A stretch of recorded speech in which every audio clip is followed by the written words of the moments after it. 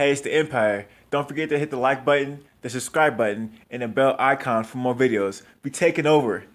Let's go, champ. Hit that like button, hit that subscribe button right now. Let's go.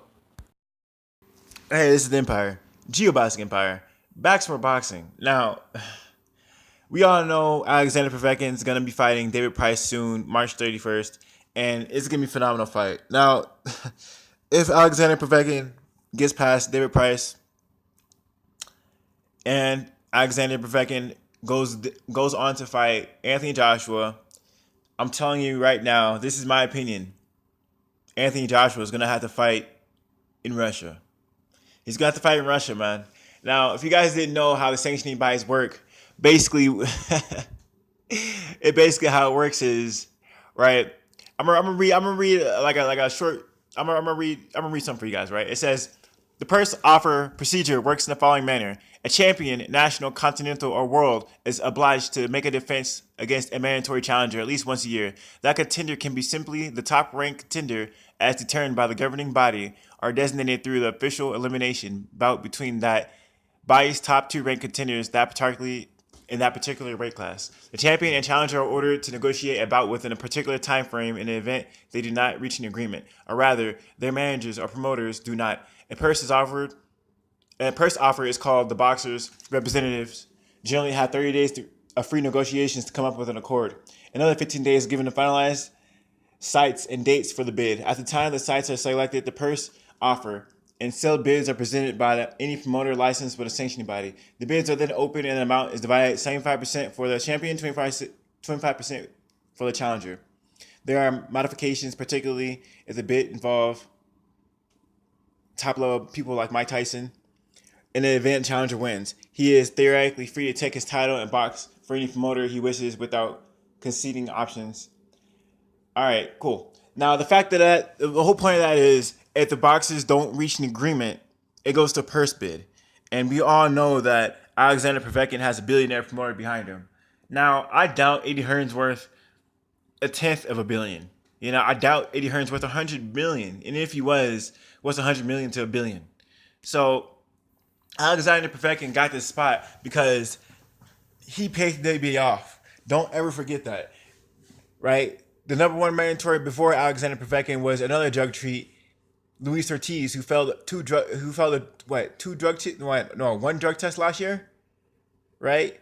And Alexander failed two last year, and they replaced a drug treat with a bigger drug treat. The WBA did.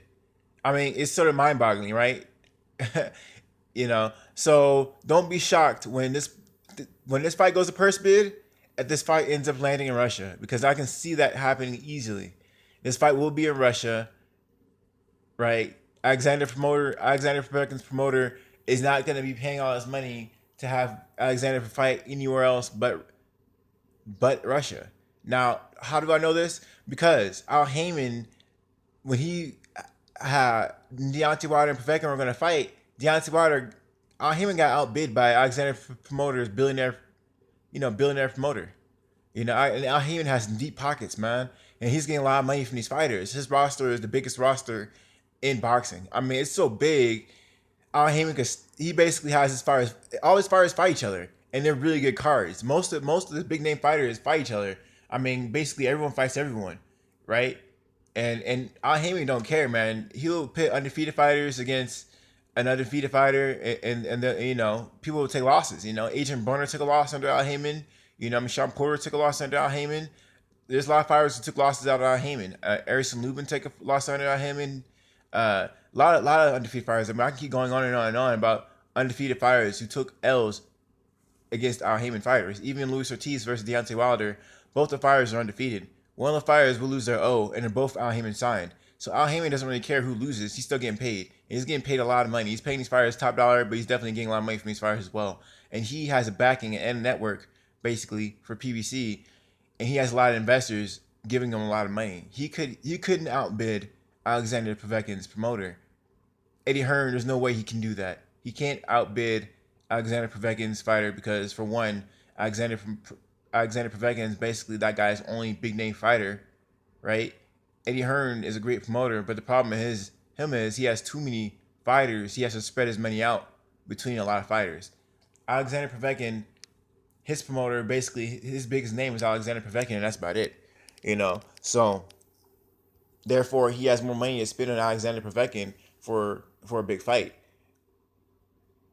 Anthony Joshua will have to go to Russia to defend his title at the end of the year. There's no doubt about it. Is that, or is he going to have to vacate? We'll see what happens, man. I'm calling it right now, right? He's going to go to Russia, or he's going to vacate the title. He's not going to, because I don't think he wants to go to Russia. We'll see what happens, but I'm calling it. I think he's going to vacate that title, or he's going to have to fight in Russia. Either or. I'm excited to see either or. I don't really care. I mean, I just want to see. I know Eddie Hearn. I can bet my life that Eddie Hearn will not win that purse bid. It won't happen. It will not happen. I guarantee it. And there's already. I'll link in the description. Eddie Hearn is already talking about. He's saying Anthony Joshua won't go to Russia. So if Anthony Joshua won't go to Russia and you have a number one mandatory, and you won't fight the guy, you're gonna be stripped. That's a fact. You're just gonna be stripped. So I'm not. Some of this is my opinion, but a lot of this I draw to the conclusion because Eddie Hearn said it himself. I always felt this way. I meant to make this video a while back, but I never got to. But Eddie Hearn said it himself. He won't go to Russia, right? He can't win a purse bid. He's gonna have to go to Russia. He's already talking about it now. If he had a lot of money, he wouldn't even have to worry about it and address it. But now he's starting to address it. He's starting putting in the public's mind that he won't go to Russia, right? He's not gonna go to Russia. Anthony Joshua is going to have to decide what he's going to do, because this is going to be a big deal. It's definitely going to cause some shockwaves in boxing, right? Let me know how you guys feel about it. Like, comment, subscribe. This is the Empire. Boxing Empire. Peace.